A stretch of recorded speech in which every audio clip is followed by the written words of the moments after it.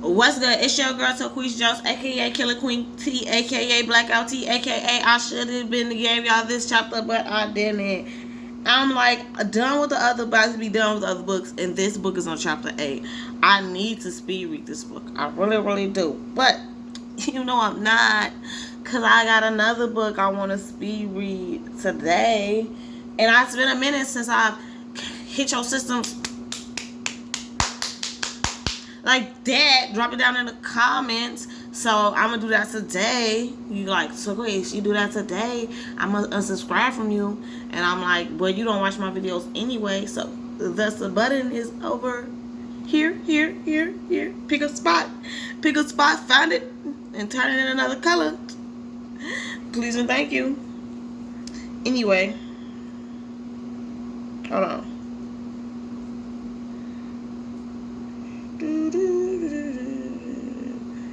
My bad, y'all. I'm just, I don't know why I'm taking forever. Chapter 8 of Left Behind. When the other senior writers and editors drifted back to their office, Steve Plank insisted Buck Williams go home and rest before coming back for an 8 o'clock meeting that evening. I'd rather get done now and go home for the night. I know, the executive editor said, but we got a lot to do, and I want you sharp. Still, Buck was reluctant. How soon can I get to London? What have you got there? Buck filled Steve in on his tip about a major U.S. financier meeting with the international colleagues and introducing a rising European politic. Oh man, Buck, Steve said. What all over that? You mean Carpatry? Buck was stunned. I do? He was the guy Rosenwig was so impressed with. Yeah, but you think he's the one my information is? Man, you have been out of touch, Steve said. It's not that big of a deal. The financier has to be Jonathan Stonegale, who seems to be sponsoring him. I told you, Capiria was coming to address the UN, didn't I? So he's the new Armenian ambassador to the UN? Buck said. Hardly. What then? President of the country. Goddamn. He the president of the country, y'all. Didn't they just select a leader? What, 18 months ago? Buck said, remembering. Dirk's tip that a new leader was seen out of place in time. Big shake up there, Steve said. Better check it out. I will. I don't mean you. I really don't think that's much of a story. The guy's young and dashing and all that. Charming and persuasive as I understand it. He had been a meteoric business star, making a killing when remained markets open to the West years ago. But as of last week, he wasn't even in their Senate yet. He was only in the lower house. The House of Deputies, Buck said. How did you know that? Buck grinned. Rosenwig educated me. For a minute there, I thought you really didn't know everything. That's what you get accused of around here, you know. What a crime. But you played with such humility. That's me. So, Steve, why don't you think it's important that a guy like Corpici comes from nowhere to unseat the president of Romania? He didn't exactly come from nowhere. His business was built on Stonegale financing, and Capridia has been a disarmament crusader, very popular with his colleagues and the people. But disarmament doesn't fit with Stonegale. Isn't he a closet hawk? Plank nodded.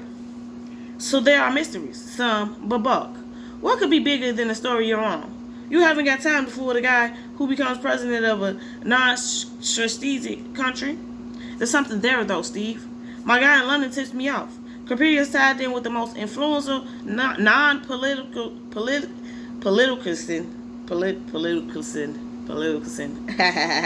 in the world. He goes from lower house to president without a popular election, and there's more. Which side of this argument are you on? Did he have the sitting president killed or something? Interesting you should say that, because the only wrinkle in Caprida's history is some rumors that he was ruthless with his business competition years ago. How ruthless? People took dirt naps. Damn! Ooh, Steve, you talk just like a mobster. And listen, the previous president stepped down for Capricia. He did, insisting on his installation. And you say there's no story here. This is like the old South American coups, Buck. A new one every week. Big deal. so capricious beholden to Stonegill. All that means is that Stonegill will have free reign in the financial world of the Eastern European country that thinks the best thing that ever happened to it was the destruction of Russia. Damn. But Steve, this is like a freshman congressman becoming president of the United States in an off election year. No vote, president steps aside, and everyone's happy. No, no, no, no. Big difference. We're talking Romania here, Buck. Romania. Non-strategic, scat, gross, national product, never invaded anybody, never anyone's strategic ally. There's nothing there but low-level international politics. It still smells measured to me, Buck said. Rosenwood was high on this guy, and he's an astute absorber. Now Capri's coming to speak at the UN. What's next? You forgot he's coming to the UN before he became president of Romania. That's another puzzle. He was a nobody. He's a new name and face in disarmament. He gets his season in the sun, has 15 minutes of fame. Trust me, you're not going to hear of him again. Stonegill had to be behind the UN gig too, Buck said. You know, Diamond John is a personal friend of our ambassador. Stonegill is a personal friend of every elected official, from the president to the mayors of most medium-sized cities, Buck. So what? He knows how to play the game. He reminds me of old Joe Kennedy or one of the Rockefellers. All right? What's your point? Just that Capri is speaking at the UN on Stonegill's influence. Probably. So what?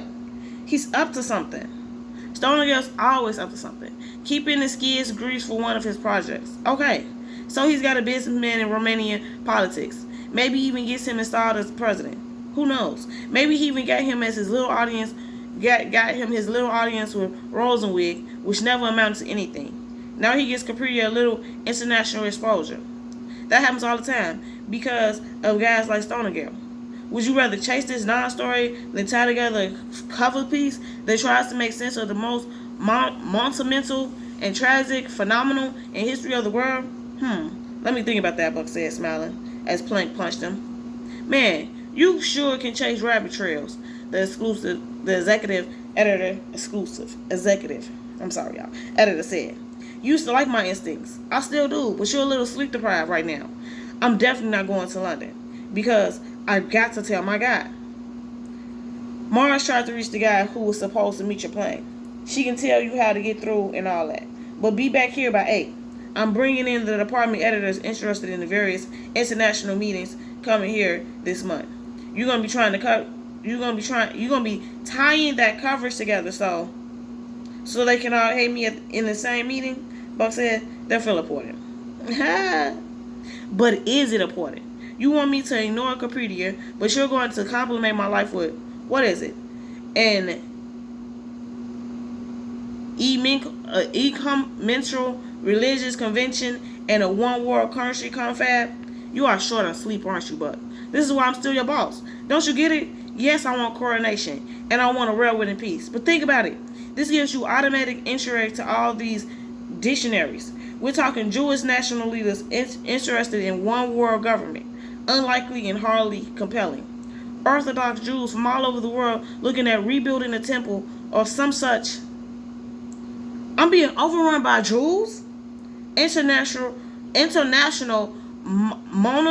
monetarists setting the stage for one world currency, also unlikely. But this will let you keep an eye on your favorite power broker, Stonegill, right, and heads of various religious groups looking to cooperate internationally. Bore me to death. Why don't you? If I'm boring you to death, drop down in the comments. These people are discussing impossibilities. Since when have religious groups been able to get along? You're still not getting it, Buck. You're going to have access to all these people. Religious, monetized, political, while trying to write a piece about what happened and why it happened. You can get to thinking of the greatest minds from the most diverse viewpoints. True. Buck shrugged and surrendered. You got a point. I'll still say our department editors are going to resent me. There's something to be said for consistency. True. I still want to try to get to Carpedia. That won't be hard. He's already a media darling in Europe, eager to talk. And Stonegill, you know he never talks to the press, Buck. I like a challenge. Go home and take a load off. See you at 8. Marge Porter was preparing to leave as Buck approached. Oh, yes, Marge said, setting down her stuff and flipping through her notebook. I tried Doug Boraton several times. Got through once to his voicemail and left him your message. Received no confirmation. Okay? Thanks. Buck wasn't sure he'd be able to rest at home with everything flying through his brain. He was pleasantly surprised when he reached street level to find that representatives of various cab companies were posted outside office buildings, directing people to cabs that could reach certain areas via circuitous routes.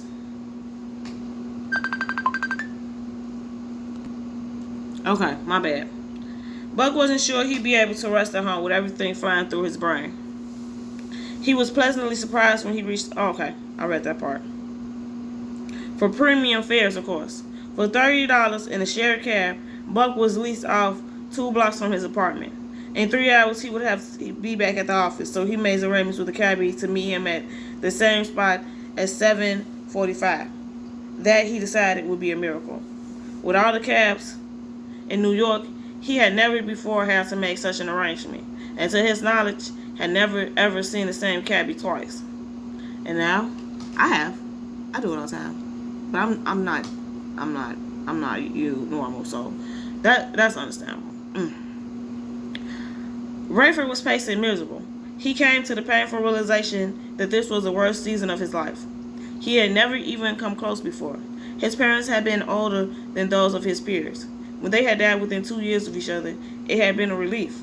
They were not well, not lucid, not Louis. He loved them, and they were no burden, but they had virtually died to him years before, due to strokes and other ailments. When they did pass, Rayford had grieved in a way, but mostly he was just sentimental about them. He had good memories. He appreciated the kindness and sympathy he received at their funerals. He got on with his life. Whatever tears he shared were not from remorse or heartache. He felt primarily nostalgic and melancholically. Okay, so he was happy a little bit. The rest of his life had been without complication or pain. Becoming a pilot was akin to rising to any other highly paid professional level. You had to be intelligent and disciplined, accomplished. He came through the ranks in the usual way. Military, reserve duty, small planes and bigger ones than jets and fighters. Finally, he had reached the pinnacle. He had met Irene and reserve officer training corps in college. She had been an army brat who had never rebelled. Many of her chums had turned their back on military life and didn't even want to own up to it. Her father had been killed in battle, and her mother married another military man, so Irene had seen or lived on nearly every army base in the United States. Okay. They were married when Rayford was a senior in college, and Irene was a sophomore. She dropped out when he went into the military, and everything had been on schedule since then. They had Chloe during their first year of marriage, but due to complications, waited another 8 years for Ray Jr. Rayford was thrilled with both children, but he had to admit he had longed for a namesake boy. Unfortunately, Ramey came along during a bleak period for Rayford. He was 30 and feeling older, and he didn't enjoy having a pregnant wife. Many people thought because of his premature but not unattractive gray hair that he was older, so he endured the jokes about being an old father. It was particularly difficult pregnancy for Irene, and Ramey was a couple of weeks late. Chloe was a spirited 8-year-old, so Rayford disengaged as much as possible. Irene, he believes, slipped into at least some mild depression during the time and was short-tempered with him and weepy. At work, Rayford was in charge, listened to and admired. He had been rated for the biggest, largest, and most sophisticated planes in the Pentaconventional stable. His work life was going swimmingly. He didn't enjoy going home. Damn. It was that bad? He had drunk more during that period than ever before or since, and the marriage had gone through its most trying time. He was frequently late getting home and at times even fibbed about his schedule so he could leave a day early or come back a day late. Irene accused him of all matters of affairs, and because she was wrong, he denied them with great vigor, and he felt justified anger. The truth was, he was hoping for and angling for just what she was charging. What frustrated him so was that, despite his looks and bearing, it just wasn't in him to pull it off. He didn't have the moves, the pattern, the style. A flight attendant had once called him a hunk, but he felt like a geek, an egghead. Sure, he had access to any woman with a price, but that was beneath him. While he toyed with and hoped for an old-fashioned affair, he somehow couldn't bring himself to stoop to something as tawdry as paying for sex. Had Irene known how hard he was trying to be unfaithful, she would have left him. As it was, he had indulged in that make-out session at the Christmas party before Raimi was born. But he was so inebriated, he could hardly remember it. The guilt and nearly spoiling his image straightened him up and made him cut down on his drinking. Seeing Raimi born sobered him even more. It was time to grow up and take as much responsibility as a husband and father as he did as a pilot. But now, as Rayford ran all those memories through his starving head, he felt the deepest regret and remorse a man could feel. He felt like a failure. He was so unworthy of Irene. Somehow, he knew now, though he had never allowed himself to consider it before, that she couldn't in any way have been as naive or stupid as he had hoped and imagined. She had to know how vapid he was, how shallow and yes, cheap. And yet she had stayed by him, loved him, fought to keep the marriage together. He couldn't argue that because she became a different person after she switched churches and got serious about her faith. She preached at him at first, sure. She was excited and wanted him to discover what she found. He ran. Eventually she gave up or resigned herself to the fact that he was not going to come around by her pleading or caroling. Now he knew from seeing her list that she had never given up. She had simply taken to praying for him. No wonder Rayford had never gotten that close to ultimately defiling his marriage with Haiti Durham. Haiti. How ashamed he was of that silly pursuit. For all he knew, Haiti was innocent. She had never badmouthed his wife or the fact that he was married. She had never suggested anything inappropriate, or at least for her age. Young people were more touchy and flirtatious, and she claimed no moral or religious code. That Rayford had obsessed over the possibilities with Haiti, while she probably hardly knew it, made him feel all the more foolish.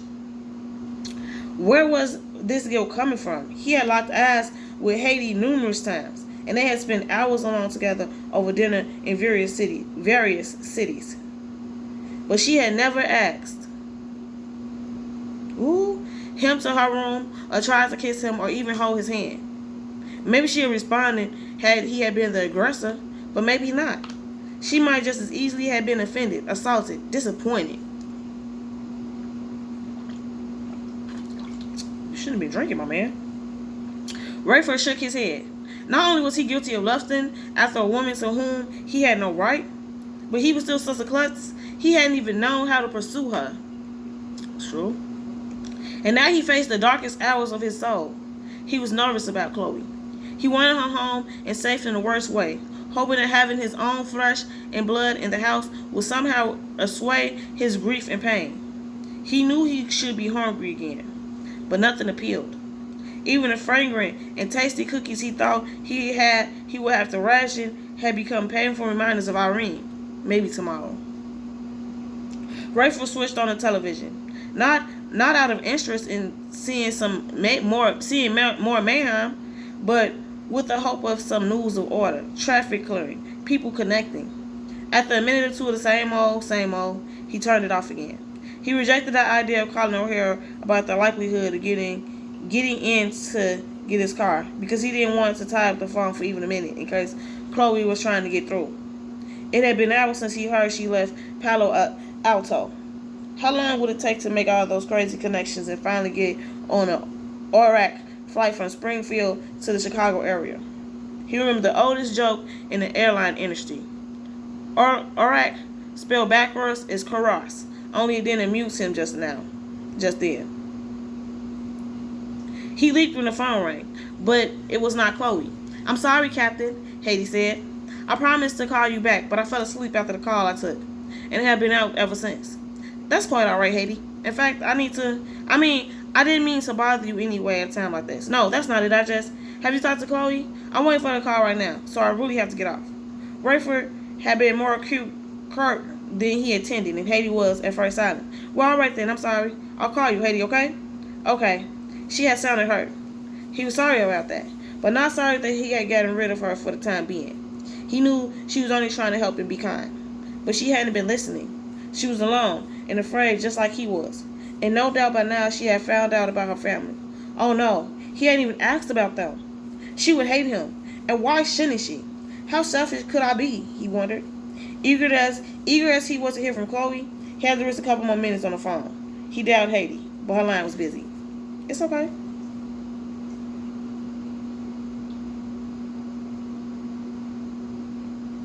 It is okay. Buck tried calling Dirk Burhan in London as soon as he got home. Not wanting to wait longer with the time difference overseas, he got a puzzling response. Dirk's personal voicemail ran through his usual messages, but as soon as the leave a message beep sounded, a longer tone indicated that the message system was full. Strange. Dirk was either sleeping through it all, or Buck had not considered that Dirk could have disappeared. Besides leaving Buck with a million questions about Stonegale, Capriya, Todd Cartharan, and the whole phenomenon, Dirk was the one of his best friends from Princeton. Oh, please let this be a coincidence, he thought. Let him be traveling. As soon as Buck hung up, his phone rang. Of all people, it was Haiti Dorham. She was crying. I'm sorry to bother you, Mr. Williams, and I promised myself I will never use your home number. That's all right, Haiti. What is it? Well, it's silly, really, but I just went through something, and I don't have anyone to talk to about it. I couldn't get through to my mother and sisters, and well, I just thought maybe you'll understand. Just try me. She told Buck about her call to Captain Stilly and brought him up to date on who Stilly was. That he had lost his wife and son, and that she had been late calling him back after hearing her good news from Buck. And then he just brushed me off because he's waiting for a call from his daughter. I can understand that, Buck tried, rolling his eyes. How did he get into this Lonely Hearts Club? Didn't she have any girlfriends to unload on? I can't too, she said. That's just it. And I know he's grieving because it's like his wife and son are dead. But he knew I was on pins and needles about my family, and he never even asked. Well, I'm sure it is all just part of the tension of the moment, the grief, like you said, and I know it. I just wanted to talk to somebody, and I thought of you. Well, hey, anytime, Buck lied. Oh boy, he thought. My home number is definitely going to come off that next batch of business cards. Listen, I better let you go. I got an evening meeting tonight myself, and, well, thanks for listening. I understand, he said, though he doubted he ever would. Maybe Haiti showed more depth and sense when she wasn't under stress. He hoped so. Since I did read this book, I'm just not gonna destroy it for y'all. Not gonna destroy it. But if you think Haiti's smart, drop it in the comments. If you think she not, drop it in the comments. That's all I'm gonna say. Hey, leave it right there. Rayford was glad Haiti's line was busy because he could tell he had tried to call her right back, but he didn't have to tie up his phone any longer. A minute later, his phone rang again. Captain, it's me again. I'm sorry, I won't keep you long, but I thought you might have tried to call me. I shut off the call waiting like I promised, but I've been on the phone, so... As a matter of fact, I did, Haiti. What have you found out about your family? They're fine. She was crying. Oh, thank God, he said. Rayford wondered what had gotten into him. He said he was happy for her, but he had come to the conclusion that those who had not disappeared had missed out on the greatest event of cosmic history. But what was he supposed to say? Oh, I'm sorry your family was left behind too? When he hung up, Rayford sat next to the phone with a nagging feeling that he had for sure missed Chloe's call this time. It made him mad. His stomach was growling and he knew he should eat. But he decided he would hold off as long as possible, hoping to eat with Chloe when she arrived. Knowing her, she wouldn't have eaten a thing. Okay, so now we gotta see. We waiting on out the water. Hopefully, she's safe. You know what I'm saying? I need to look. Y'all see me looking around like I'm looking for something, right? I need to pause y'all one more time. I know y'all like to quiz. Okay, so I'm gonna end this my poem because I ain't did it in a minute and I love it so much, and I feel like you love it so much, and you here for so much. Y'all like choose. What the fuck was that? I don't know. But it's in there and it's here to stay. Okay. Okay. My skin, your skin. My skin, your skin. The poem's called Skin. Your skin is soft. I love the way it tastes. If I wrote 100 sentences about skin, would you notice that I said the word skin more than I talked about the subject? The skin smells like lily soap. The skin has 2 dimples on the cheek. The skin hung loosely by the door with blood dripping on the floor. An arm was found hung around a cross at a chapel. A fool was put into the offering at a church. It was still bleeding. There was never a trail. There was never a witness. No one was reported missing. Somewhere, someone was crying. I, on the other hand, was feeling on your skin, dreaming of the next, but hoping they screamed and cried like you. The skin almost dried out. I know that. I'm gonna tell you to leave a like, leave a dislike, leave a comment. May it be bad, let it be good. Just leave a comment. If it's bad, I won't even stunt to you. I will delete it. But I read it. That's all that matters. I felt your. I was about to say I felt your pain. But is hate pain? Is hate pain? I don't have enough time to make a Google video because that would be the question. Is hate pain? Like, when you hate me, does it hurt you? Because it doesn't hurt me. So drop that down in the comments. It has nothing to do with this video, but drop it down in the comments. Visit my comments. Or maybe you need to start a trend and you be the first one to start the conversation piece. I guess, whatever. And with that, we out.